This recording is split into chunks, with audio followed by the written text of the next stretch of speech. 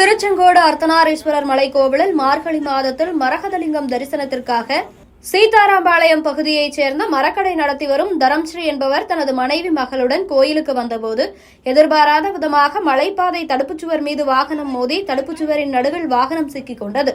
மூவரும் அதிர்ஷ்டவசமாக உயிர் தப்பினர். கிரேன் உதவியுடன் தீயணைப்புத் துறையினர் காரை மீட்டனர்.